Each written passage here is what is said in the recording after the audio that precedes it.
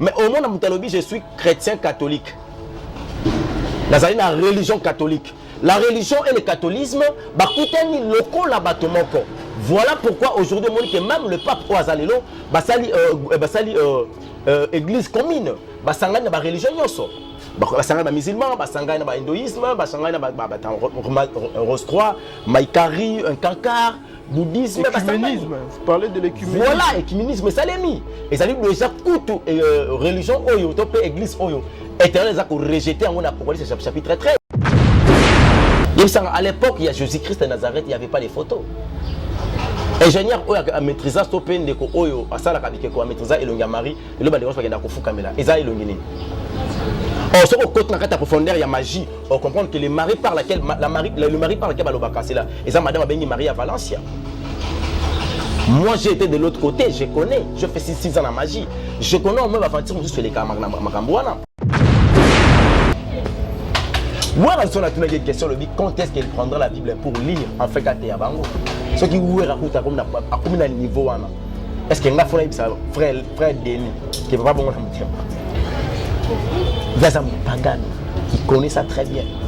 Et puis à 8 ans, il y a paganisme. Parce que c'est un chrétien qui est au monde. Tout ce serait sentir. Parce que tu commis dans temps où zone de turbulence. Il y avait un enfant. Papa n'a qui pilote. Cet enfant, mon père c'est un pilote. Est-ce que vous avez une photo d'avion? Vous avez un aéroport? Vous avez un moi, je suis là, papa, je suis là. Je suis là, avion, papa, il dit que c'est 80%. Il y a qui na kelas. Nga na matopé. Moi na comment fumu beaucoup. Moi na tangi makomi na nzambe. Et par la tangi bakai na ye. Na suka na ngomona na 85. Papa, voilà, au Sénégal on 80, moi je te donne 85. Papa il dit c'est ça va. Normalement on a voyage. Moi na pandi ça on mati avion pour la première fois na papa na ye. Papa na ye mzaye ko conduire azaiko ko faire voler avion. Mon frère, ba mati bino bat bo matape po boyebi. Et comme on a une zone de turbulation. Comme une zone de turbulation, on voulait bandi. Pilote est obligé à mater, à aller quand même, on voulait comme pour trouver stabilité. Tout le monde était paniqué dans la zone de turbulence. Mais cet enfant-là restait si calme. Pourquoi Abil Lomba Fandi? Afandi Bazotala. Azotala. Quand on va retrouver stabilité, il y avait un monsieur qui était de l'autre côté, à tout le monde. Oh, quand il y a une voiture, ça n'a vie. Moi, c'était le premier voyage, c'est impossible. Comment est-ce que Bissoko va te voyager à trop? Mais dans le stage où tout le monde a bangé, il y a des gens qui ont bangé. Et là, on s'est fait là qu'il y a un garçon. A répondu papa, c'est mon père qui est le pilote. Il sait que je suis ici. Peu importe les turbulences, ayebi comme moi et nayebi dans la confiance à papa nanga. Tout ça le quoi na mokili. Turbulence c'est commis. Mais là on a une c'est pas chrétien, baba de la kimia parce que le pilote c'est notre papa. Amen. Et ayebi que tout ça na mokili. Attaque makambo ko ningana, mais il y a une seule personne qui est au-dessous et ça quand je sais. Bonjour à vous, chers abonnés de VM Télévision. Bonsoir, ça dépend de l'heure à laquelle vous êtes en train de nous suivre sur VM Télévision, chaîne Bino Bolinga Kamingi, votre chaîne qui vous informe, qui vous divertit et qui vous forme parce que c'est la mission que nous nous sommes assignés, chers abonnés, chers amoureux de VM Télévision. Merci et bienvenue à cette émission. Abonnez-vous massivement sur cette chaîne, continuez de vous abonner. Je vous demande de vous abonner pour continuer à suivre nos émissions. Je remercie ceux-là qui nous soutiennent de partout. Vous avez vraiment ébélé, vous avez apporté biso soutien à Bino. Là, je pense à Tété Teresa, maman la Vanessa à partir de Allemagne. Je pense à Guerra Mungu, le jeune boss de Paris. Arnaud de Wango, le papa du bébé pomme verte. Olines et Madame Karine Ilunga, vous êtes en train de nous suivre, il faut équiper là. Nous vous remercions vraiment beaucoup pour le soutien que vous avez apporté à la VM Télévision. Chers abonnés, chers téléspectateurs, Bino Bolinga Télévision, aujourd'hui, je suis venu dans un autre format dans l'émission Oyo. Nous allons parler de Makambu ya Nzambe. Nous allons parler de ce qui concerne notre avenir en tant que chrétien, en tant que créature de Dieu. Parce que dans cette émission, je reçois pour vous l'évangéliste Elonga. Oyo Boyebi, qui vous a permis à travers l'émission Asalaka, qui vous a permis à travers la prière Naye. Dans cette émission d'aujourd'hui, nous allons parler de ce qui se passe dans le monde. Vous savez, aux États-Unis, il y a eu changement des régimes, il y a eu un autre président qui est venu, un président démocrate, et nous savons tous, quand les démocrates sont au pouvoir, bah valeur ni ba pronaka. Et actuellement, na entrée de jeu déjà, il y a président Joe Biden, na États-Unis, Tomoni a apporté déjà 20 oyo. Obama Abanda qui a Silisa quitté et lui il est venu achever l'œuvre de Barack Obama sur l'homosexualité. Déjà a nommé 2 ministres homosexuels dans le gouvernement naïe. Alors, quelles sont les implications il y a politique Oyo, le président Joe Biden a ligné Atana monde? Quelles sont ses implications ici en République démocratique du Congo et à travers le monde entier? Est-ce que bako imposer biso homosexualité? Est-ce que ces gens-là, quand ils sont venus au pouvoir, ils vont orienter notre politique de façon tondima, pratique wana homosexuelle? Et nous allons parler de ça dans cette émission. Nous allons être vraiment concentrés sur ça.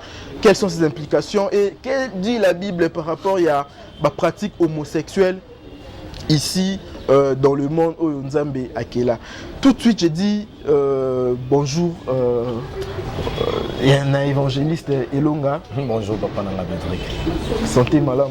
Non, sinon ça va. Nous avons un mouké, mais nous avons la batterie. Tous répondre quand on a mon. Merci beaucoup pour avoir répondu à cette invitation. C'est à moi aussi de vous remercier parce que vous m'avez quand même pensé. Nous avons peut-être 18 ans et belé, mais pensez à mais 2021, le but que c'est long après les cas, c'est déjà peu important. Donc, la considération.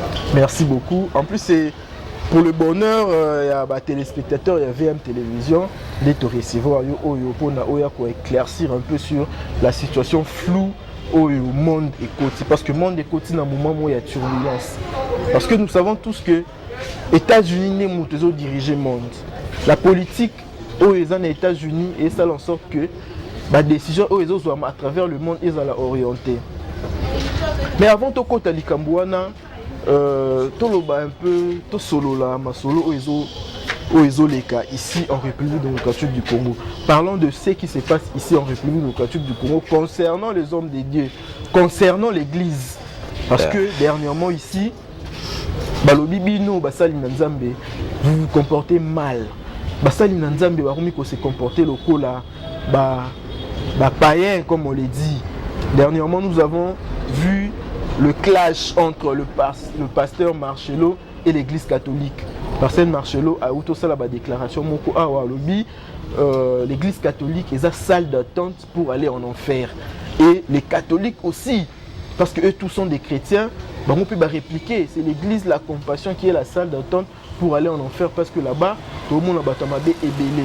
Par rapport à entre Bananzambe, entre chrétiens, par rapport à tout ce qui se passe dans l'église, parce que tout ça fait partie du corps du Christ qui est l'église. Qu'est-ce que toi tu peux dire par rapport à ça, pasteur Elonga? Merci mon frère pour Mutuna Oyo. D'abord, on a eu l'église catholique et puis le pasteur Otangi Kombonaye. Dans l'église de la liberté de la deuxième Marie, il y a la chrétienté. Tout un problème, il y a des chrétiens ignorants. Il y a pasteur Azali chrétien ignorant. Azana Katia ignorance, maintenant on a combat christianisme. Et de l'autre côté, ce sont des païens religieux. Donc ils ont bateau basé pagan, mais côté plus la religion. Église Otangiwana, église catholique. Ce sont des païens religieux. Problème na bango ezali, il faut que vous comment nous avons des chrétiens authentiques. Nous avons des chrétiens ignorants. Nous avons des païens athées et nous avons des païens religieux. Expliquez-nous un peu la catégorie des chrétiens authentiques, la différence dans les amis. Voilà, je commence par les chrétiens authentiques. Ce sont des personnes qui ont reçu Christ comme Seigneur et Sauveur, d'abord pour les salis, pas pour le bien matériel, non pour le besoin de la chair. Mais il y a cela, balandi Jésus-Christ, parce que bazana pour ça va conquérir le monde. Bazana pour ça Congo na bango petanga manamoki. Bazana pour ça kozobanda ku kotonga et puis quand mon ami tout kakoba là-bas si ko voyager ko bota tout qu'on sort. Ce sont des païens ignorants. Donc, et l'autre ennemi bango c'est l'ignorance. Pardon, ce sont des chrétiens ignorants. Bah il y a un combo de christianisme. Le plus grand problème papa nanga, ils allient d'abord le sali. c'est pas le besoin mais ça dit qu'on préoccuper biso et surtout dans stade tozali actuel et ce qui toke comme on a bato ba bengi ba païen religieux ba païen religieux ali catégorie ya bato ba kendaka église mais ba bongwana te donc azo kende église lokola coutume dimanche ko kito kendaka église à quelle église tu vois donc c'est un païen religieux or sa vie est comme sa vie a commis qu'on vivre la vie à religiosité or en réalité chez nous les chrétiens le christianisme n'est pas une religion. Parce que le jour où Christ a son matin, il qui religion, sa vie, il nous a doté sa vie. Et na sa carte d'identité, pour que le monde sache que vous êtes mes disciples, aimez-vous les uns les autres. Mais au monde, je suis chrétien catholique. Dans la religion catholique. La religion et le catholisme, voilà pourquoi aujourd'hui, même le pape Oazalelo, église commune, la religion. Basanga na musulman, basanga na hindoïsme, basanga na Rose-Croix, Maïkari, un cancard, bouddhisme, écuménisme. Vous parlez de l'écuménisme. Voilà, écuménisme, ça l'est mis. Et ça dit déjà toute religion oyo, topé église oyo. Éternel les a rejeté en Apocalypse chapitre 13. Aux hommes, ils allaient annoncer déjà makambo ezo ekoko malobi. Parce qu'il y a des choses au Bakbaza qu'on oublie. Donc, ce qu'on dit, il y a deux hommes. À l'objet que l'église catholique est d'abord salle d'attente pour l'enfer. De quoi citer Marambolobe c'est un solo. Donc petit parcelle macholo. Na lobi na yo Marambolobe c'est vraie église catholique bango ba fandi pédophilie.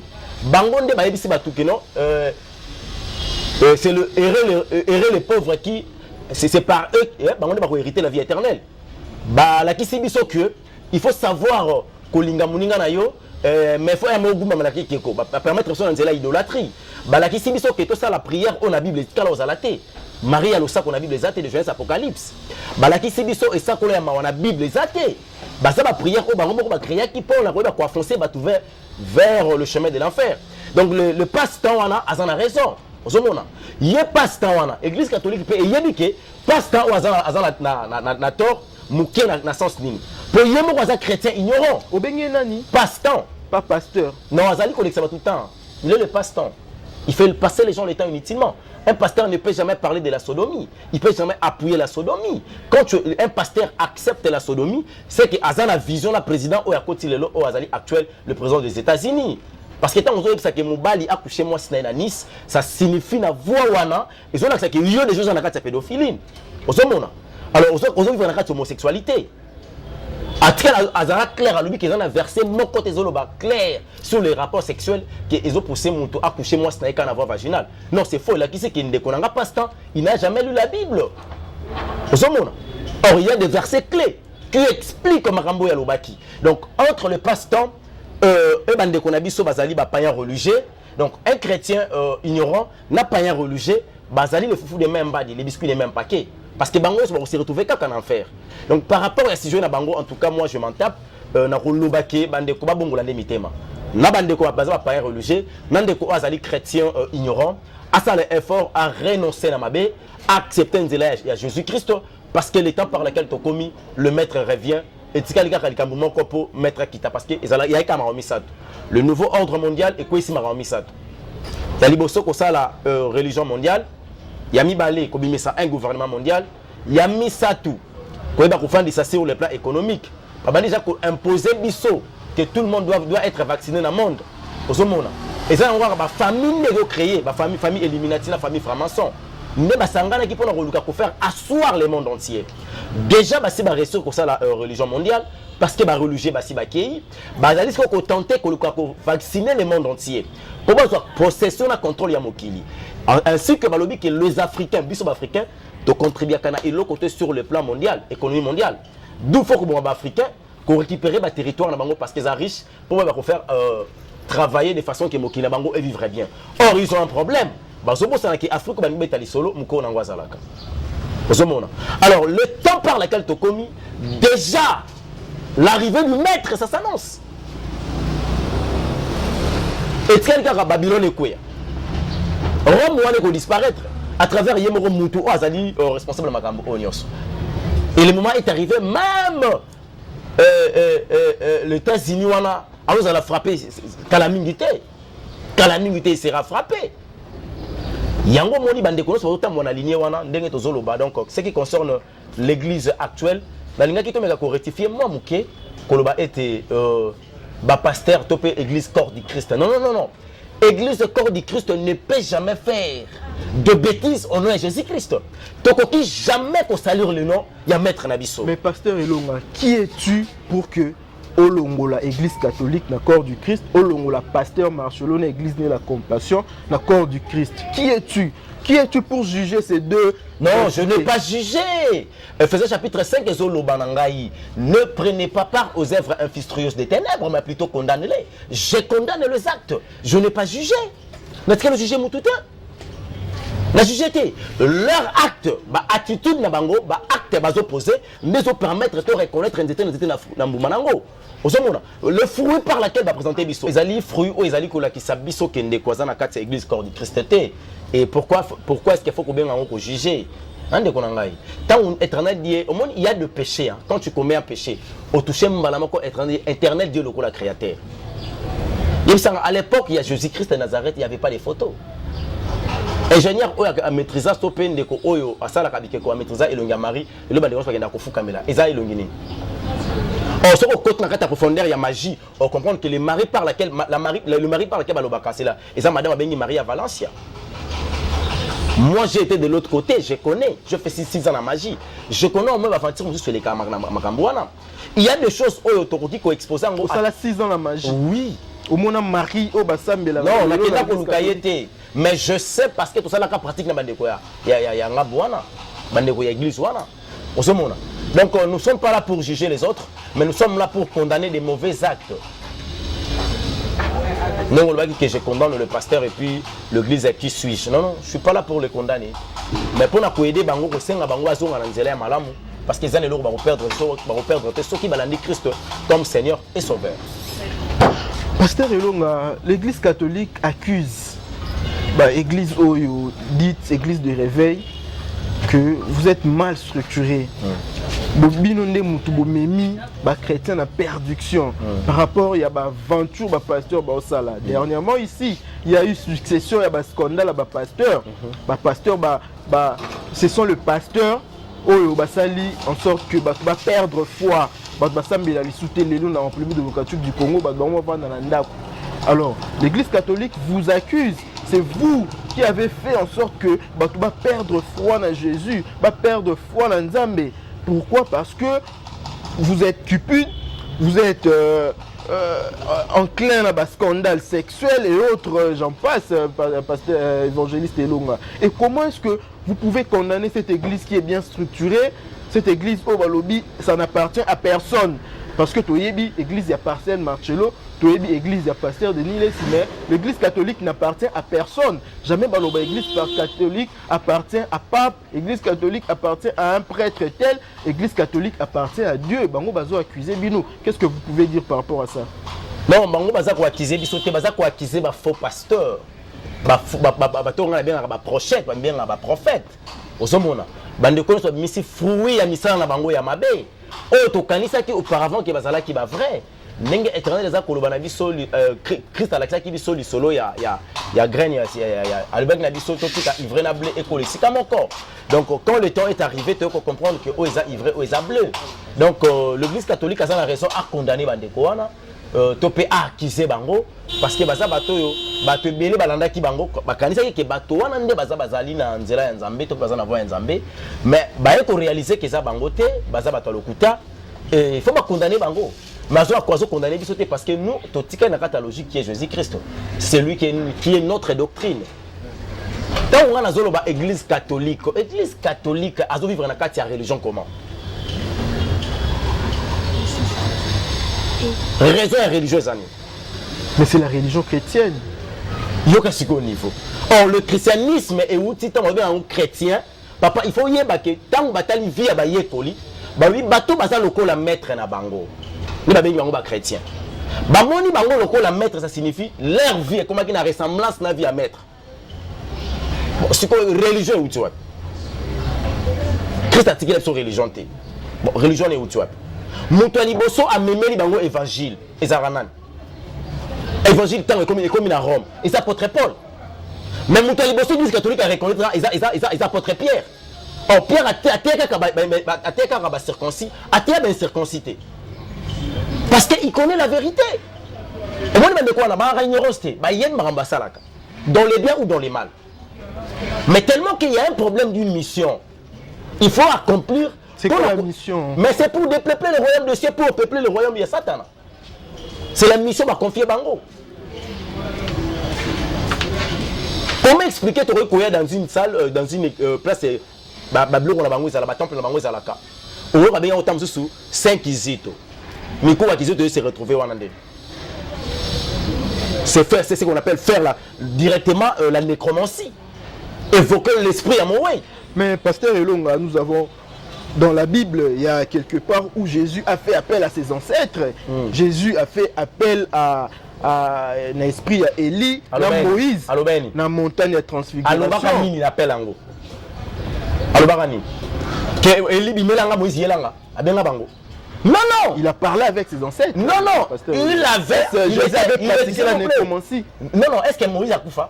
Élie a Koufa? Bato Zobenga wana. Élie a maté, Moïse a disparaîtra. Comment? Tout dans nos Bibles, c'est en place. Élie a Koufa qui cimetière à Élie, topé à Moïse. Exact. Ce sont des gens qui ont disparu. Bon, Zobenga bango baoui comment? Parce que bato Zobenga tine le bazan na kunda. Il y a l'équipe bango na valeur. Et ceux qui peuvent attendre qu'ils n'ont pas embêté, c'est ce qu'on a lié des tourments. On peut l'appelle là comment? On a sa souffrance. Et ça, on peut nous réfléchir. Avant que Abraham soit, Christ était. Il a été. Donc Élie, non Moïse, il peut que l'ancêtre n'a été. Pour Abraham, il y a avant Élie. Abraham, il y a avant Moïse. Parce qu'après Noé, il y a Abraham. Parce qu'avant qu'Abraham soit, Jésus était. Quand Dieu parlait de sa Trinité, que créons l'homme,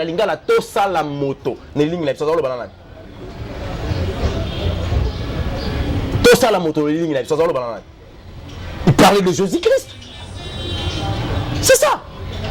Comment est-ce que Kobi Misabatumi balé Oyo Bakoufa pété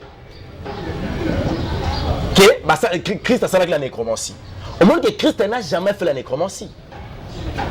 Et ça va nous déconner de la nécromancie. Donc c'est-à-dire que Baza qu'on invoquer ce qu'on appelle les mondes chromanium, monde à cimetière. Et bah il y a une puissance à monde chromanium parmi les 5 mondes sataniques. Vous pouvez nous expliquer? Mais nous avons les mondes pandaminium, nous avons les mondes cosmiques, nous avons les mondes kabbalistiques et nous avons les mondes pesiféra et les mondes chromanium. Monde chromanium, vous allez monde au bakendara cimetière pour invoquer pas les esprits, mais l'âme ya bato bakufa. Parce que à mon abango ne permettra qu'à moto et servir moto n'a besoin d'aller sur la terre. Il va faire bien on va culte de l'âme. Mais esprit on va déjà dans la donc c'est que fait l'Église catholique. Il y a des prières vouées au saint. C'est un grave péché. C'est de la nécromancie. Péché ça c'est abomination. C'est de l'abomination. Donc pasteur Marcelo a raison de dire que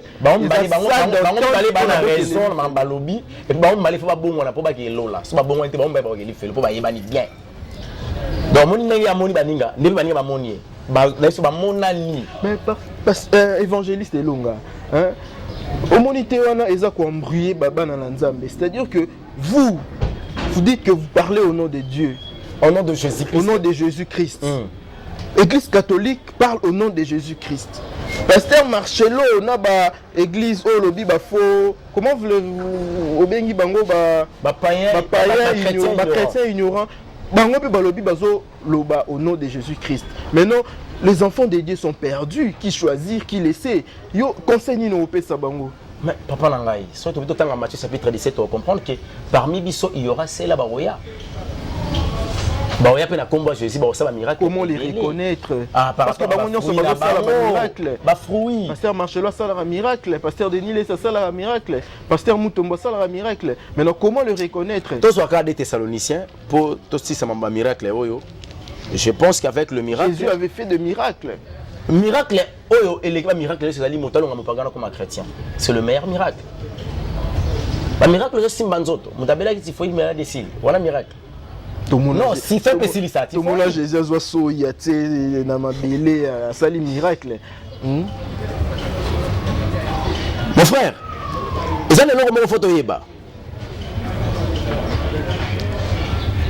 Ils ont une photo yeba. Et ça que biso bato to comme qu'on s'attache à un miracle. On m'a commis dans un mesure sa biso. Voici le miracle accompagneront ceux qui auront crié à mon nom. Mais pourquoi tout le monde a un miracle, le miracle dans la biso? Est-ce que la mission par laquelle Christ nous avait légué, c'était aller faire des miracles, des prodiges? En erreur, il y a aucun dossier là-bas, il y a colline, non, le plus grand problème, c'est d'aller faites-le mes disciples. Baptisez-les au nom du Père et du Fils. Par le nom de Jésus. Mais non, comment là, c'est moindre des choses. Faux, du vrai. Comment est-ce que. Mais le gens... pasteur a joué sur la sodomie, ou bien le vrai pasteur en déni. Ou bien le vrai déni. Tant que l'église a retenu la moto, à ça la idolâtrie. Et comme pape, Azo, il faut que tous les homosexuels, c'est un péché. Parce que pape a clairement dit que les homosexuels sont nos frères. Bible il ne faut pas les rejeter. Vous imaginez. Est-ce que bon, évangile Papa, Jésus était venu pour les pécheurs. Éternel Dieu est clair. Mon peuple périt, manque de connaissances. Alors, le a été à Yokaki. Mais à côté, à ce temps, il faut vivre dans la ignorance. Tout soit d'abord, 2 Thessaloniciens, chapitre 11, Nathan il a combattu Jésus Christ. Aussi, Dieu leur envoie une puissance d'égarement pour qu'ils soient au mensonge, pour qu'ils croient au mensonge. Afin que tous ceux qu'on n'a pas cru à la vérité, mais qui ont pris plaisir à l'injustice, soient condamnés. Et ça, nous avons frappé, on a poussé ces égarements.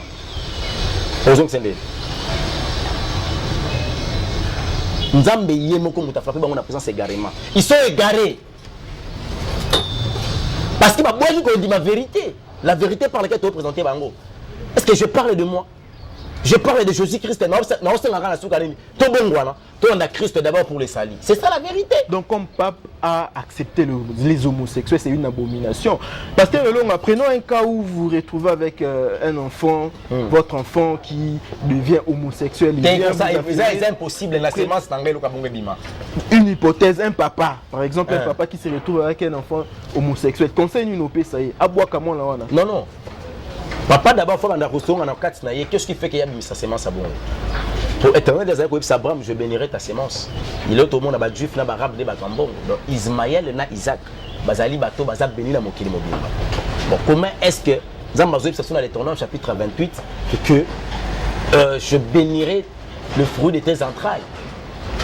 Bon, on est l'homosexuel, donc, désolé que ça que papa, dans la sémence, ça m'a dit. Et si c'est arrivé que le papa il y a un robongwana. Papa bandino ko bongwana a bongoli motema aloki Christ comme Seigneur et Sauveur et a zui suko banana a présenté bango pas Jésus. Il faut que bato ngonde bazana capacité kondima parce que binazo beta. Article biso ba bengi libre arbitre. À ça le chemin le bien et le mal, ceux qui m'ont choisir comme la volonté na ye. On sani. Christ alobi na ko kabola papa na mwana maman na ya na leki. Donc ce qu'on poli chemin ya kufa ngana poni ya bon moy to kabwana. Donc si le Père accepte Jésus et amène Bananzela Yesu bana baboy, eh ben atika bango. Donc le pape n'a pas raison de dire qu'il faut accepter les homosexuels. Ni raison ni droit. Ni raison ni droit. Merci beaucoup. Il doit d'abord, ceux qui ont il doit beaucoup prier pour eux. Il doit beaucoup prier pour eux. Ça sera une bonne chose. Merci beaucoup. Évangéliste Elonga, merci Nabilonio Sobozo Landabiso, vous êtes en train de nous est-ce que c'est normal le bateau comme Akobimaka, la carte homosexualité, moi si mobile na mobile.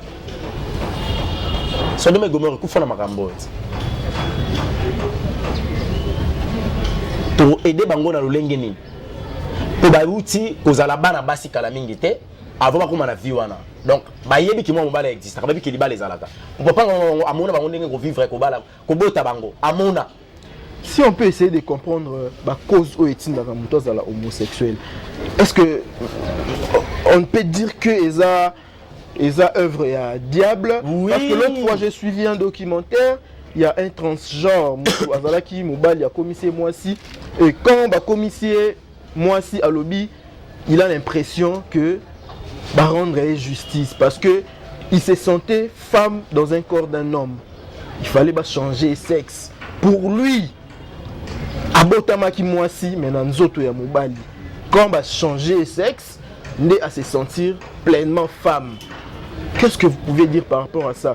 Pour la personne, pour naïe, abandaki osala mamnyoso ya basi, azalaki na voix ya basi, mamnyoso abandaki osala ya basi, mais avec le corps d'un homme. Il fallait que la science répare cela. Et la science a réparé à l'obi. J'ai l'impression comme si va rendre la justice. Qu'est-ce qui pousse à quelqu'un à la homosexuel ou à la transgenre? Est-ce que ça caca œuvre diable ou il y a d'autres causes derrière ça? Et ça déjà œuvre diable, on pousse à moi pour rappeler le komoko. Comment est-ce qu'il y a un salaire à bongo? Le créateur d'une personne. Nous avons un salaire erreur, il faut que ça ne soit pas mobali. Pour ça, la union, à part le sexe. Et puis, nous devons se reconnaître que les gens vont reconnaître. Non, ils déjà habité. Et puis, ils ont fait partie de ma fils après la perdition. Il faut accomplir une mission à mettre dans Bango. Parce que ma fils a perdition Bazali. Dès le commencement, à Bengama Pabunga, nous avons Jida Ateka Jésus. Pourquoi? Vous avez volonté de faire Ateka Jésus. Non, il fait partie de ma fils à perdition. Quand on a temps de se repentir. Pierre Pawanganaki, mais pourquoi il facilite de se repentir? Parce que Azalaki, moi, Azalaki a perdition. Donc, Batoa Jarouana, ce sont des fils de la perdition. Là, vous insinuez, vous parlez, sous-entendu qu'il y a d'autres personnes destinées aux homosexuels. Destinées vers l'enfer. Yango moni vendre ce qu'il y a dans la vie na bango et qu'on frappe dans niveau spiritualité na bango et qu'on permettre milimo ya monde où ils ont gérer et côté fanda. En quoi ils sont responsables quand ils sont déjà destinés dans la perdition? En quoi eux ils sont responsables? La grâce existe encore. Pour ceux-là qui n'ont pas encore changé leur camp. Merci beaucoup, évangéliste Elonga. Bozolanda émission Oyo, vous savez, VM Télévision, Boébaki sur la format que la musique, mais nous vous informons que nous sommes une chaîne généraliste. Nous parlons du sport, politique, religion. C'est pour cela aujourd'hui, Toyeli Bino, évangéliste Elonga, a édifié Bino. Et je suis sûr que cette émission est édifié Yannick Mo, Yatanya Lukabwe, na bébé et Tan, à partir de Bazolanda émission Oyo, ils sont édifiés. Émission Oyo est édifié. Madame Tété Thérèse na Allemagne, maman la Vanessa, ils ont édifié Guerra Mungulu, Arnaud de Wango Foyi qui paie là et Yannick Mbadou. Merci beaucoup. Avant de côté na makambu ya États-Unis, avant de côté na politique ya homosexualité où Joe Biden, le président américain, a imposé dans le monde. Parlons d'abord de propos de Denis Lessi dernièrement ici. Denis Lessi, c'est un pasteur, un prophète de la nation, de la République démocratique du Congo.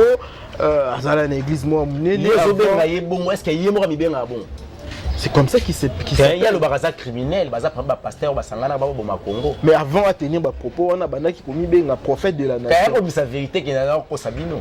Parlons du pasteur Denis Lessi, frère Denis, évangéliste Elonga. Dernièrement, ici, nous sommes surpris. Il y a comme un pasteur Denis Lessi, à côté de la monde de la musique, à côté de la polémique, il y a musique, à commencer la émission, il y a chroniqueur, il y a internet, il y a chroniqueur musical, pour critiquer les musiciens, mais sous pasteur Denis Lessi, il y a un écran prophétique à mon ici en République démocratique du Congo. Et dernièrement, l'écran prophétique, ils ont accès à la musique. À ça, la déclaration a été moto entre les musiciens. Il a dit que Fally Ipupa va dominer la scène musicale en République démocratique du Congo pendant 20 ans. Et Weranson assis là, va faire Koufi musicalement. Qu'est-ce que vous pouvez dire par rapport à ma propos pasteur Denis Lessi, pasteur Elonga? Non, il y a relevé ça qui est mon pagan ensemble, ça n'est pas paganisme. C'est un païen couturier, un païen athée. Ah bon? Un vrai païen. Pour dimension qui paganisme ata ba pagano ba ni sport ozonga papa et bon rata o timi pagano bon mutema yebo na simi bible tina suka na ngasuki lokwana tali makoma ako sa biso bo Mais il faut qu'on respecte parce que ça la bandimi. Azo diriger l'église, azo diriger l'église. Azo la bandimi, mais l'église les a. Bon, il y a très ce niveau mutade na bandimi. Oh, bis on bandimi à Jésus. Yes ko bandimi ndeni. Nous tous les gens na bandimi, bandimi la kayo, bandimi la Jésus. Quand on dit bandimi, on a déjà dans la brebis, oh yeah. Quand niveau ba brebis, faut pas ça ba brebis encore pour yende les bergers. So il y a ko ba brebis. Papa na, au moins teke makambo et puis na il banda. Est-ce que c'est interdit à un pasteur de parler sur la musique dite profane? Et ils ont fait sa gloire dans Nzambe nani. Moi, quand on a une question, quand est-ce qu'elle prendra la Bible pour lire en fait quand ya bango? Ce qui vous raconte comme na niveau wana. Est-ce que nga frère Denis qui peut pas bon na mutemba. Vazam pagano, il connaît ça très bien. Et puis à 8 ans avec le paganisme, il a pris beaucoup de temps. Le problème c'est que ah ouais bah c'est eloko asala te. Voilà. Mon est l'autre le Nzambe, tolobe la Jésus. Ce qui n'a sima makambo toloba. Vie musu César. Plus tard yobima. Sima makambo na émission. Et ça le loko moko mutaye bakate a roi gérant ngoteza mabe. Ba gérant mabe te. C'est le mal qui gère l'homme. L'homme pense ou l'homme croit que c'est moi qui gère les mal. Na kenango bonazongi na bo. Te mabe ndezo gérer yo. Et ça l'homme ko exposer. Ndenge le ko exposer ndeko na biso. Ce qui ndeko na ngai asepeli ba engagé pas ya musicien oyo azotanga kombo na ye mikolo mingi kokumisa bandeko wana. Fali pourquoi? Ça m'abete. Bandeko ba engagé ça fait partie de ya Moussa. Et bazo bengi pasteur Warrior. Est-ce que c'est pas déshonorer Moussala Nzambe? C'est Moussala Nzambe. Oh. Moussala Nzambe ça nango bien. Mais il parle au nom de Jésus. Mais Jésus, bon Jésus-Christ de Nazareth, le roi du Congo, yazolo bela yete. Tu parles pas de Jésus-Christ de Nazareth, le roi du Congo. Alors le Jésus ya yeba ki akende ko biloko na bango. Makambo yango tozolo ba réputation na bino basali na. Te ya bango wa papa. Comment est-ce que yo ko ndima mupagano mutosala ki paganisme? Papa, il ne faut pas mélanger les torchons et le serviette. Il y a un combo à Jésus. Il y a un combo à Jésus. Il y a ça libre aventure. Au Baloba Moussendi Mowa a fini ça. Mouyakamo a fini ça. Bayakanyoso. Vous ne voyez pas que c'est déshonorer Moussala noble ou Bozo Sala évangéliste Longa. Negonangai. Bible zolo balabiso motonyo so oya ko détruire temple Nzambe Nzambe ko détruire. Malheur à ceux-là qui fait l'œuvre de l'Éternel avec négligence. Malheur est allé. Et comme il tango mon âme dans un surtout cette année, papa la deuxième sorte de trop année. Oh, il pose une prophétie. Il pose un écran prophétique. Un écran prophétique. Je suis un évangéliste. Je suis là pour aller chercher les brebis de l'Éternel perdues de la maison d'Israël. Kozong savon na kati bergerie. Na bango ba frère Denis kozong savon na kati bergerie. Oboyo tikali j'avance. Ozomona. Mais cela n'empêche que Nzamba lobelanga, tonzamba talisanga. Il est là, il est dans Ézéchiel chapitre 3, verset 17, que je t'ai établi comme sentinelle. Osama le t'a pas pour annoncer de façon que détourner les méchants vers leur mauvaise voie. Mais on a kobo ya koyoka. Akufi na ba iniquité na et puis toi tu sauveras ton âme. Osomona. Donc le plus grand problème c'est que cette année il y aura des morts. Quand le temps alobaka t'es pas prophète. Alors, ça sur le 5 ministère pour la perfection de l'église. Après, si vous avez un pifo, on a parce que tout à tout moment on raconte. To kabeli jeunesse na biso bolenge na biso. Yongo yeb sangane na zabo so na meli bien. Yongo yeba. Mais à cause ya kombo Yesu Kristo mo ndenge kota na mon côté. Obengana pe ba serre. À cause ya kombo Yesu Kristo ça facilité na kata jeunesse. Mais Christ a fait si nous makasi wana. Alors bandeko net ndeko wana le frère Denis, problème il y a frère Denis ça que le frère nanu akoma chrétienté. Ce sont des rétrogradés de l'évangile. Ozomona. Baza bato ba yaka ko parasiter mbala ko. Ba créer la biso ba vente. Ba yela biso vent d'abord c'est vraiment ba prophétie. Ba yela biso vent non non yela biso makiona c'est makiona. Mon thème où est-il à Mankiona? Yemo. Surtout les Mankiona. Surtout les Mankiona. Avio, un miracle fabriqué. Vous voyez, on est net comme moi la seconde. Il a la maîtrise de ce qu'il dit. Le plus grand problème n'est pas la biso ezali. Bande ko wana ko la s'exposer bango. Dans les bottes en ensemble bande ko landa bango batika. va comprendre que ndeko wana asana na kati ya musique mondain bazana posa ba mais quand même pour évoluer pe côté kuna et le temps par lequel tokomi ça temps le baté que ndeko boya kufa na musique ndeko boya sila tokomi na temps o na yenanga soka zala ki vrai to c'est le boto na nzambe que le maître arrive gagnons le temps quelle soirée comme qui na aussi là la lumière approche. Tout ça, rendez-vous à Mouné, tout ça, les rendez-vous à Bissona, maître Nato Jésus-Christ de Nazareth. Ton ça frère Denis, à ça la Sonia église. Église ni. Église ni. Tant est-ce que va misser mon fingaï. On a qui se peut porter parole, ceux qui n'ont ceux qui pendant des comme boya faire. Mais qui sonne. Donc qui sonne, il va finir le frère. Et Nathalie Agende Kouana par rapport à frère Denis. Frère Denis, c'est quand même mon sa parents responsables. Il paraît que les Kouana Bakanga Yazako s'est masturbé. Ah bon? Et ça va bien quoi sonner tant que Bazolo Babilo Kabongo autour d'un papa comme ça. Moni, c'est trop humiliant au fond du Bobi, mais comment est-ce que papa. C'est un papa, il faut quand même te respecter. Mais Azoko Ye Bate Babilo Kazako posé, acte Azako Sala, Makambo Azako Loba, Néné Ruiko retomber contre Ye. Contre génération ya banu ya bandi ko bota. Au moment où fungwana un chapitre 3 à partir du 9e verset, na rotanga par votre permission. Quiconque est né de Dieu ne pratique pas le péché parce que la sémence de Dieu demeure en lui et il ne peut pécher parce qu'il est né de Dieu. Soit les gens m'ont dit qu'on pratiquait ma somme. Donc il a perdu ce qu'on appelle la nature de Dieu. A comme la nature animale, soit la nature satanique. Donc ça détruit directement. Parce que c'est d'abord la nature de Dieu. Et on va savoir qu'il est fort. Adam et Ève.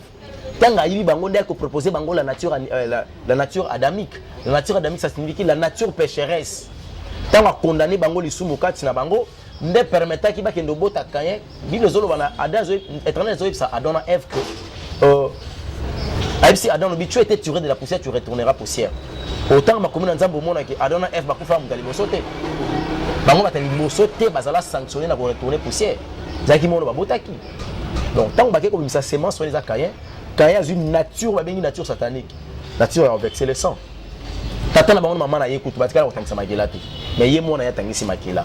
Et c'est le roi ndeko oyo. Donc problème les alliés, sémence en nzambe 4 les alliés sous-souté. Parce que la personne ezalaka mais ali sous. Bon, ko lobaki ezalaka pe na yebité. Parce que depuis azala yeti lelo, netinga na comprendre ka été. Message clair au aya nango pour sauver les âmes na monade. Bango bakanisaka que être un prophète, ça signifie vivre seulement dans les dons prophétiques. Tout le monde a big ça aveugle, il y a big ça aveugle. Il y a big ça aveugle, neni mtabig ça avec les âmes au limon sang. À travers à travers la prière na yé. Non. Non non. Atali si biso ko tu passo ngana to tikala ko yeba teke. Au monde na mboka oyo kabila za mabe to lobango. Parce que les Congolais sont réfléchi pendant 18 ans. Oui. Mais l'église a roulé battre kabila za na mabe. Église corps du Christ en mboka oyo. Voyez bien. Parce qu'il est le seul unique où appelle ça église avec une personnalité juridique. Donc qui évrele tout ça ko évrele lo. Mobutu appelle ça du sangote. On se mona. Et Kabila wana zwaka bango à l'époque. Abendi bango pembe na ye po ba pesa ke ainsi dit l'Éternel. Ba professeur le côté banda. Ce n'est pas seulement lui qui dit que Kabila Zamabe, Mukuna aussi le pasteur Mukuna a affirmé ici que Kabila Zamabe, Kabila Limboko yote évangéliste Elona. Bon yazabi. Lubrifiant. Toi mettez ma sœur ma parole de Dieu. Nous sommes lubrifiant. Un papa responsable. Mais il faut qu'on lui respecte ça quand même évêque. Voilà, il y a église. ACK. Peut-être. Papa. Banani basali soni to banda kotanga siko ba kombo ya bato basali soni ya église na année 2020 toki na bilan tanga banani basali soni lubrifiant Mutali boso gege mutami balé bandal pe côté kuna bakenda pe na milimo ba basala ka oliba kena estase bakenda na astral comment les okimanga ba rappela bandal ba rappela six église à côté fra partir sala kala ozomona sikoyo zela lisusu nous sommes en train potopoto quelque part azala ko tabu marché bo on a potopoto pour le coronavirus si le tour dans deuxième vague nous avons battu prière na nzamba zawat vous parlez du pasteur Wallace je pense nani lisusu zela mususu ndo auto beta moi sina ya za musicien a commission des soki pasteur soki nani to ebite na benga bango masala nzambe abeti mo sur le quoi bo ba faire pour les films voilà ba frère bango wana nani lisusu comment batongo banani zela bazé belé en tout cas ba salut en 2020 en tout cas na liste na yo wana na moni otangi ba pasteur misusu te yango na retourne aux questions au évangéliste ba lukani ko tchana ba poison et puis comme la temps oyo ba misusu ko to ba bengani même évangéliste moko évangéliste le lo na zep ça et heureusement que évangéliste aussi molimo na sompe ko dénoncer évangéliste nani agize nzaka na sendwe évangéliste nani Sony Kafuta voilà vena biso nenga zabo ivaza na kanda komi ko dénoncer ba pasteur balisa batu kindoki na kata RC soki RC malgré na yipsa qui vient en tout cas félicitations pour suite mon limo na biso ko dénoncer ye et kotika non mais problème les ali qui ana na kata mai pour nzam yaza le roi Jonas nzamba pesa ka émission okende lokolo évangéliste ko bimisa ba brebi na kata libulu ya tiki ba brebi ya ke ko kambande ba pasteur lokola akenda ki na Ninive na pesa ke na Tarsis nzamba tinde quelque part ya boy mission nzamba tinda ka côté mususu tant komi ko kamba ba pasteur nous me ba kanyi ba boke ne balé squazan ali mwambisi non limité a obeta 3 ans nyosa ko lo ba yoka ete après 3 ans misa ko sanzaye na moni otangi évangéliste Roger Bakate na mamu wana nyonso na liste wana ba pasteur wana et autres là lelo okoki conseiller batu ba kende pa na e te oh na conseiller batu ndeni qui suis-je pour ne pas kende pa baka. Est-ce que je connais Baka Koleka Molimo Santo? Non, non. L'évangéliste Roger Baka, c'est mon couloute à moi. Tobenga naka. Tobenga naka to sololaka. Maintenant, il y a des choses comme ça, moutou. Comme ça, tu vas tout colandanguer, ça problème. Non, il y a des choses tout le monde Molimo Santo à la chose qu'il faut qu'il ne permette longa, toi qu'il ne permette la Baka. Mais les autres, pasteur, on va convaincre eux actuellement en République démocratique du Congo parce que apparemment, on y a ce bazar fake. Les alléluia papa je fais munda na papa les abaye non tes apia comme ça so baye ba ndenge ko se comporter papa na moni kamba koyeba ba oyo bozo ba banda ndenge nini ba église ba oyo tangi wana ba banda pe kana ba winza da mbunda wana ya kwa avenue papa na biso misaba to pe bangolo ozomona mais tozo zela bi misape l'éléphant on va pas que na nzoko église mais l'éléphant zo bimate eza malamu te ba biloko wana na lukimu ta bimisa molimo coronavirus bango bato miracle ti ya nesili deuxième vague coronavirus c'est une maladie spirituelle il y a un diamant il s'appelle il se dénomme coronavirus bobi misaye to bo maman coronavirus mambango sila bango bato miracle wana aucun pasteur a mis ce coronavirus na église na bango ba côté confinement na bino bango nga za na confinement parce que je faisais l'œuvre de l'Éternel na moment au coup bango ba côté confinement nga na pela isu makasi. Côté confinement. Par rapport à coronavirus, qu'est-ce que vous pouvez dire? En fait, Ezanini, coronavirus, de mort, esprit mabé, c'est Occident. Troisième guerre mondiale. Comment ça? Et d'une manière sanitaire. Et ça, c'est mon maman qui tient parce que la relation diplomatique, c'est ça interdiction, c'est mon maman qui combattre État contre État. Il a fallu maintenant troisième guerre mondiale et ça, il m'a pour accomplir le nouveau ordre mondial. Va imposer le système où il y a contrôle, mais il va contrôler ce monde entier. Il y a des gens qui permettre un vaccin. C'est ça, c'est moins dans les choses. Merci beaucoup, Tozo Chité, évangéliste Elonga. Mais chitons un sujet où vraiment Makibiso Awa, où Sengaki Keto Benga yo lelo na plateau ya VM Télévision pour le bonheur, il y a Batunion Sobazo Landabiso, pour le bonheur, il y a Frimac, Freddy Makambo à partir il y a Kolwezi, pour le bonheur, il y a Audrey Boluka à partir à Lubumbashi, le petit boss. Et là, je vois aussi mon ami Fabrice Moun, FBI, na États-Unis. Pasteur Elonga tomoni un nouveau régime hier aux États-Unis. Les démocrates basu pouvoir les républicains balongwe. Les républicains toyebi bango ce sont des gens conservateurs, c'est-à-dire que eux baza accrochés à la valeur mobewana chrétienne parce que les États-Unis c'est un pays battu sur la valeur chrétienne comme on nous présente. Les républicains bango la valeur wala chrétienne baza vraiment accroché nango. Ba démocrate toyebi c'est un courant où bango bazala trop ancré dans la liberté. C'est-à-dire que l'homme est libre de choisir ce qu'il veut, de penser nenga lingi au moment où ozo ko empiéter na liberté ya mututé. Mais le mal est que tout le monde les démocrates ont imposé l'homosexualité dans le monde.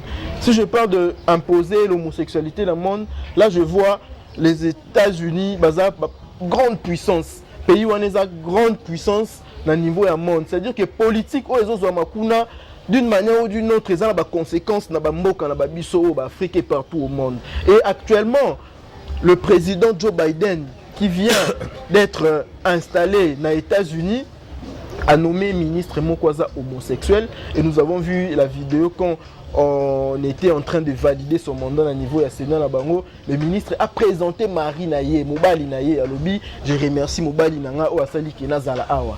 Et ceux qui ont été nommé l'issue une dame qui était un homme, par après a changé sexe, a comme moi si, babé n'a pas transgenre, a changé moi si comme Rachel Levin.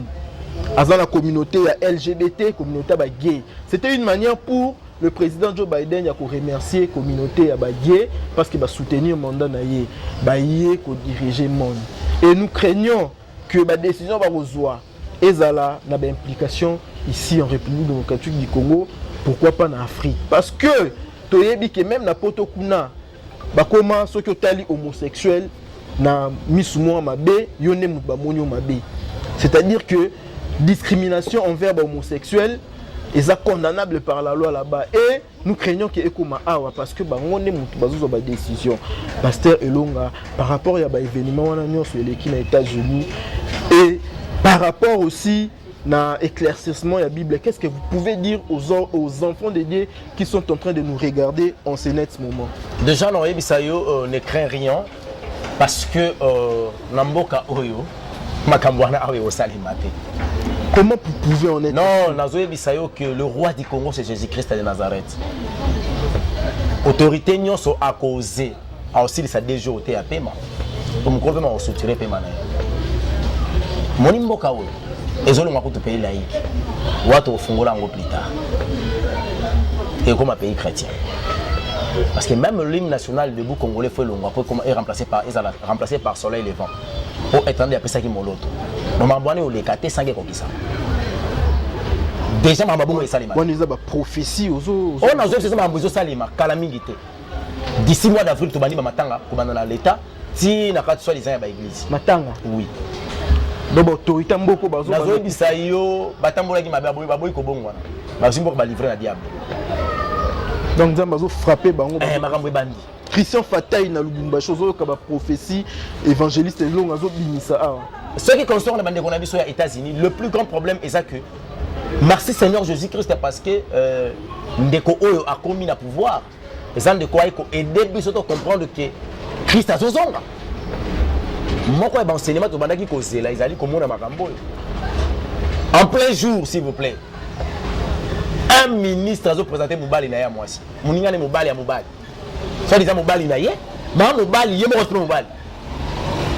Allez-y comprendre là où va maintenant le monde. Papa Nangai, Armageddon ça s'annonce. Et comme il tango et Christ a récupéré l'église, enfin que Bango va vivre ma bêtise dans Bango. Dans le mois de février, il va continuer à mois d'exécution. Ah, est-ce que vous avez la loi? Mais nous craignons pour nos enfants. Les lots imposer la culture à travers la chaîne, la novelas, Canal Plus et autres. Actuellement, la télévision, jamais au monde en série, film, et même des dessins animés, encore sans couple homosexuel. Sa culture, pour protéger ces enfants, qu'est-ce que nous devons faire? Éducation spirituelle, c'est important. Et ça, la culture chrétienne, dès qu'on permet à la base à évoluer, et puis selon le Seigneur, pour le rendez-vous, il y a manqué en côté. C'est le plan satanique. Oh, déjà, Obama a le roi Jean-Baptiste. Ayaki Kobongi, ça fait qu'on annonçait arriver à mettre.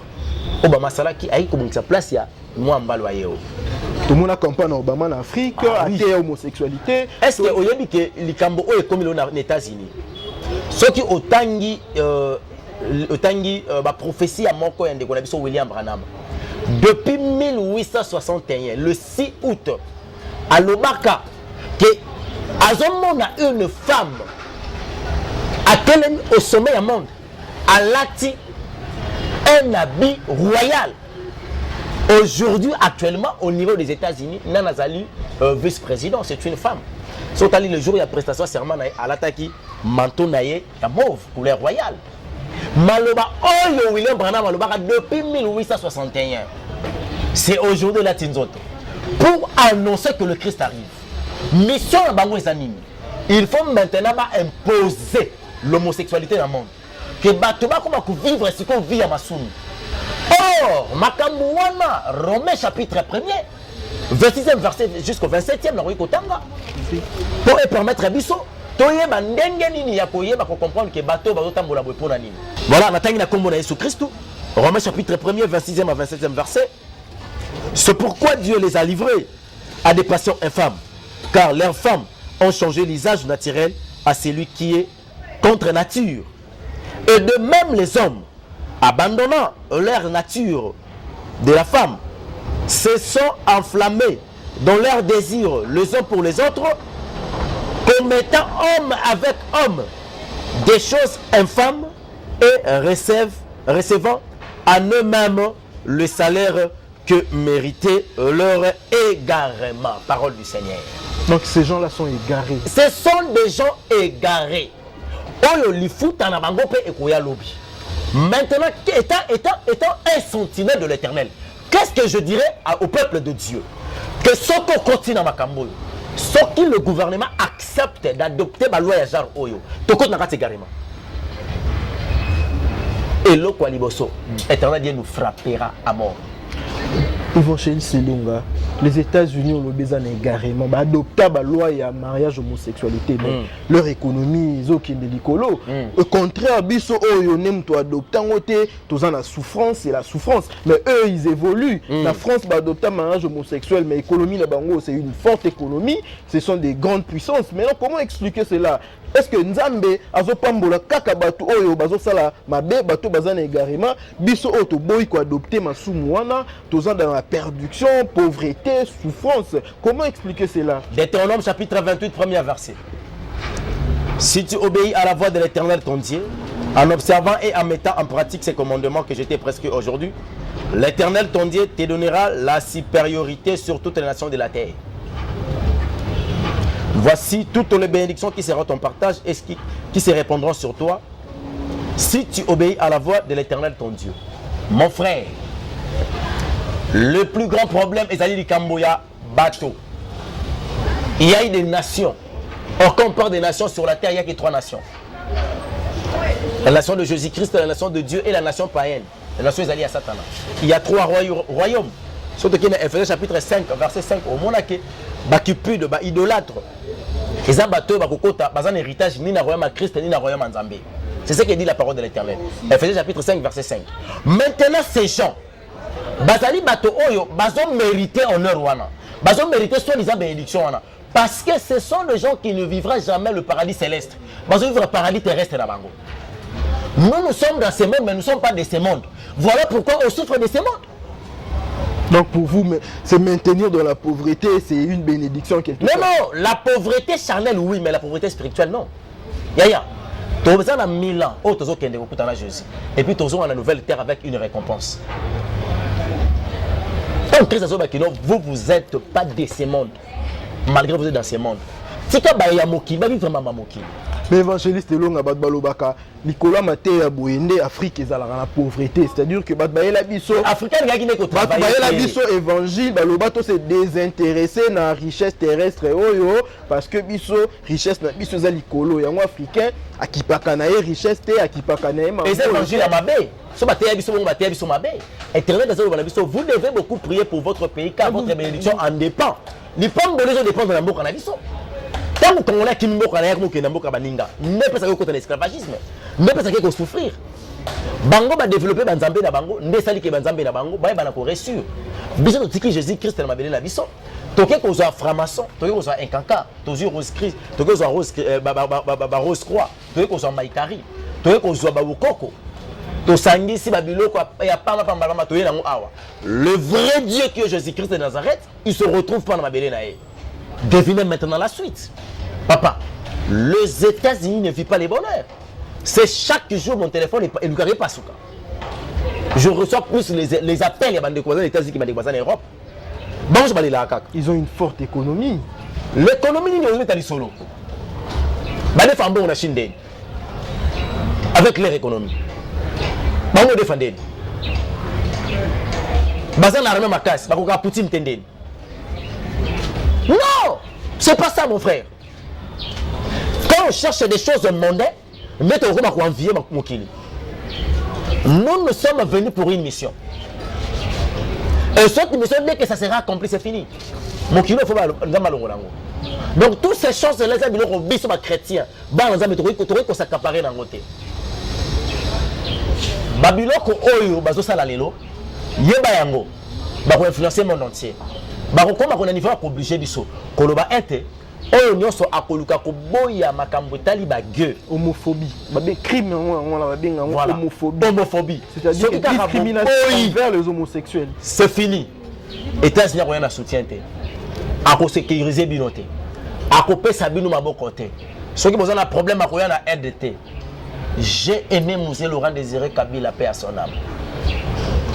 Andima azo embargo, na ba arme, na golia. Ayi bisaka bango ki babele nanga, misaka milona service national de Salema. Asuka wa. Donc autant la biso na bino so ki bazaka golia. Tué à Koufa. Ah oui. Baïba qui le programme manqué parce qu'aïba qui est capable de vivre sans mot mobile.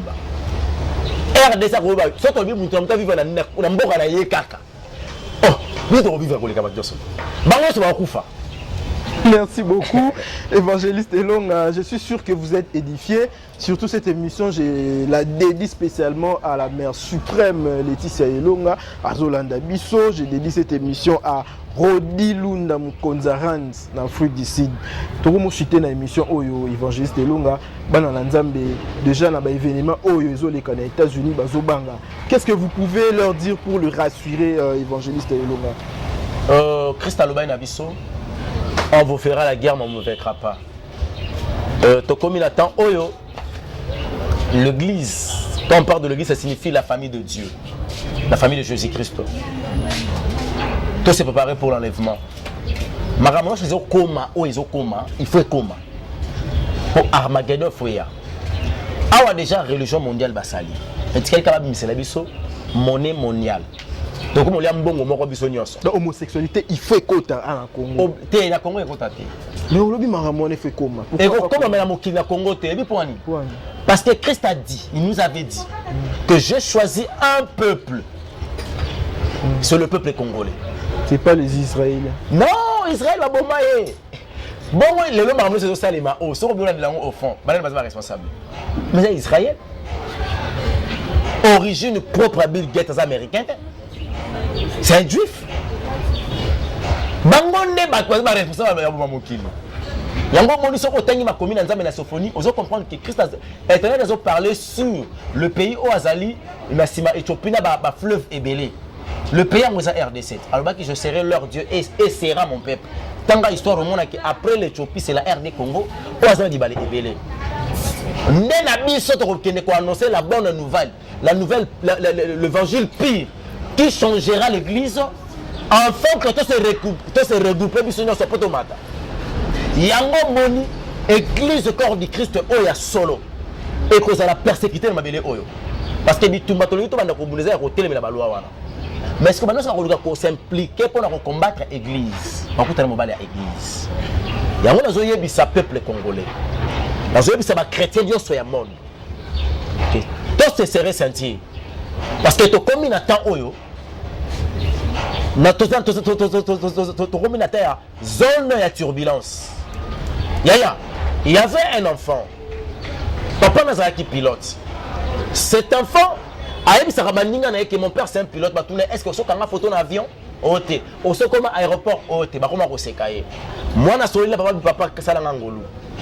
Matanga na avion baninga na ngaba koma na kimia. Papa il dit soko yelinga 80%. Ya kina kelasi. Ngana matsope. Moi na koma mfumubuku. Moi na tangi makomi na nzambe. Et par la tangi bakaye na ye. Na suka na ngomona na 85. Papa, voilà, au Sénégal on a 80, moi je te donne 85. Papa il dit c'est ça va. Normalement on a voyage. Moi on a pensé ça on va mati avion pour la première fois na papa na ye. Papa na ye mzali ko conduire, azali ko faire voler avion. Mon frère, ba mati bino ba to mata pe po boyebi. Et comme on a en zone de turbulation. Ba comme une zone de turbulation. On voulait bandi. Pilote azali obligé à mata aller quand même on voulait comme likolo nango pour trouver stabilité. Tout le monde était paniqué. La zone de turbulence. Mais cet enfant a resté si calme. Pourquoi Bill Kilomba Fandi Afandi Azotala. Azotala. Quand on va retrouver stabilité, il y avait un monsieur qui était de l'autre côté, à tout niveau. Oh, quand il y a un voyage, ça n'a vie. Moi, c'était le premier voyage, c'est impossible. Comment est-ce que Bissoko va te voyager à trop? Mais dans le stage où tout le monde a bangaka, il y a des gens qui ont bangate. Et là, on s'est fait là qu'il a garçon. A répondu papa Wana, Abi, c'est mon père qui est le pilote. Il sait que je suis ici. Peu importe les turbulences, ayebi quand même moi naïe. Et naïebi dans la confiance à papa nanga. Tout ça le quoi na mokili. Turbulence c'est commis.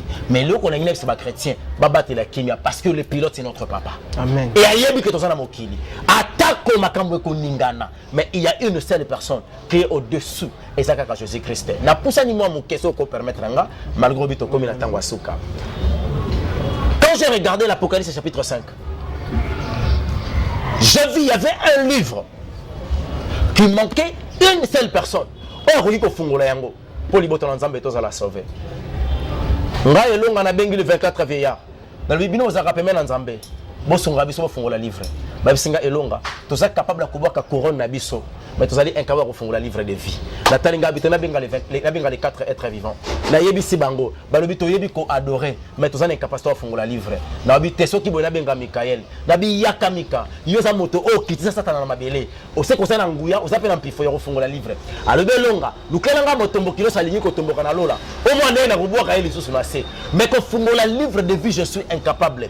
La Bible mokila biso ko na kukufa. Coronavirus za ko beta. Na bwa kimi so na se na moni Adam. Na bité Adam yaka. Yozali moto liboso éternel Dieu a créé. C'est que vous allez na pouvoir wana ya ko fungola livre de vie.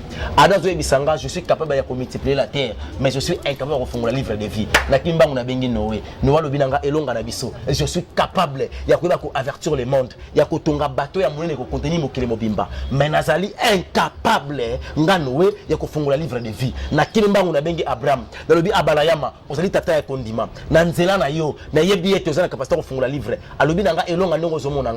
Je suis capable de kofanda pendant 100 ans pour nazela Isaac, mais naza incapable de fungola livre de vie. Na kimba na bitana ke koluka Mose. Na bi Moïse yo fungola ebale. Papa kende ko fungolela ngai livre de vie. Alobi naza capable ko bimisa Pharaon. Kaka na nzete ya ko bundisa na nzete nanga. Mais naza incapable de fungola livre de vie.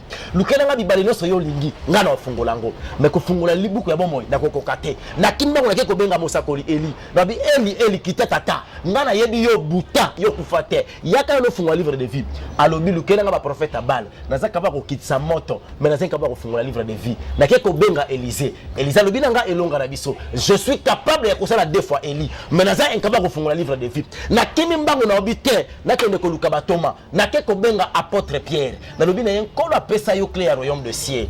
O ko fungwa na se ko fungwa malikolo. Tema, o ko fungwa na biso livre de vie. Alobi elonga naza capable ko te ya ba circoncis et non ba incirconcis. Na kimbango na ke ko benga apôtre Paul. Alobi nga je suis capable. Il y a que d'un côté, il y a pagano. On a poussé ni Moukena pour le chapitre 5. Je vis un vieillard qui me dit Elonga, voici à ta droite. Tant qu'on attend à droite, je vis l'agneau de Dieu. Le résultat de David, il s'élève pour me dire Elonga, je suis capable. Il y a que fungola livre de vie. Oh, et que ça va chrétien nyoso. Opportunité à Bika. Voilà pourquoi l'agneau de Dieu, il s'est levé à travers ces hommes de Dieu pour annoncer que peu importe les situations, le problème, il y a vie, peu importe les situations, vivre sur la terre, le temps par lequel tu as commis, il y a une personne où il y a un livre bon moi, parce que Jésus-Christ est là. Kobange côté, Christ a sa fongolé livre pour parole du Seigneur. Merci beaucoup évangéliste Elonga et merci Nabi Union sur Bolandi émission Oyo Tukomina Suka. Le dernier message déjà Kobanga et l'autre côté. En tout cas, mais soyez en alerte pour ne pas entrer dans la distraction sur ce qui est en train de passer en ce moment. En tout cas, je dis un grand merci à vous tous qui nous avez suivis. Continuez de vous abonner sur VM Télévision. Bino Ona nous vous abonnez. Na ABC Bino vous raté marambo bien la chaîne. En tout cas, abonnez-vous pour ne pas manquer, pour ne plus manquer l'émission na biso. Na pesi merci na Bill Kilombo qui derrière la caméra. Na pesi merci na Rodi Lunda dans l'Afrique du Sud. Je dédie cette émission à Tété Teresa, maman la Vanessa à partir de Allemagne, Fabrice Ngunda FBI, Christian Fataï. Il y a Céline Koïna, Lubumbashi, na pesi Ombo Tebele. Parole est kozala pour la église. Ils allaient tous se préparer pour un rendez-vous à mettre. Pour nous demander qu'on soit bon, Bah on a besoin de contacter. Soko lingo benga biso. Déjà on a manda koleka mingi. On a bisa bandeko ba s'abonner quitté. Et franchement c'est long, faut la kepe mingi awa. La VM télévision. La VM télévision c'est ma maison. À chaque fois to banda kozala tant que sonza ma kopesa biso message to kozanga te ko ya ko passer yango to s'abonner awa et osala biso bien. Ce que pour sur lien oyo, vous pouvez partager enfin que bandeko mususu babika na musala oyo sali. Numéro na biso ya contact ezali plus 243 97 58 21 175 na bandeli plus 243 97 58 21 175 ce qui n'a pas coupé ça merci n'a coupé ça mingi na éternel Dieu parce qu'il a passé biso paiement na musala kitoko connaît tu ko sala et puis merci na ba les soldats de Jésus-Christ partout dans le monde le disciple de Jésus-Christ pourquoi pas bande konoso auto sangana na bango na elonga ministry merci pe na maman na ngai Virginie Manganga na musala kitoko andimi omoni bazali bande ko ya basi oyo ba pesa jeunesse na bango pour l'éducation na eloko na comprendre ki akokaki ko simba pe cré akoma maîtresse mais ko réaliser que soka batangisa na armée d'Isali o ezaka na bandal ndeko azana maluka aux éducation en athée vaut mieux akende ko exposer vine na média aluka pesa éducation moko ezala d'une manière générale pour nous na quoi ya mokili azana capacité ko bénéficier la part na et ezali facilité nzamba lola pesa bango apesa makasi abaxeler sagesse l'intelligence et puis apesa bon moi mulai pamba te na mboka auto zana besoin na bango afin que l'éducation et ban rozala penza na place na yango pourquoi pas to pesa merci na Levis lokwa ndenge balobaka ba batambola kina ba maître ba beta pe batu ki mouvement e batomi ba maître ki mono ba kwesa batu pe na se batambola kina Yesu na suka nango bateki lo banzambe nzamba lola mona yo le vice lokwa le frère Amos ndenge mo balobaka Amos chapitre 3 verset 3 ce qui nkolo yesu azongite to kozanga te komona na pourquoi pas to pesa merci na yo pe papa na biso parce que bon truc yondo yambaki biso na pesibil kilombo mbote ebele ce qui yesu azongite to komona na à la prochaine. Merci beaucoup. Moi, je vous dis déjà, retrouvez-nous prochainement dans le numéro Moussousouya émission Oyo. Bye bye.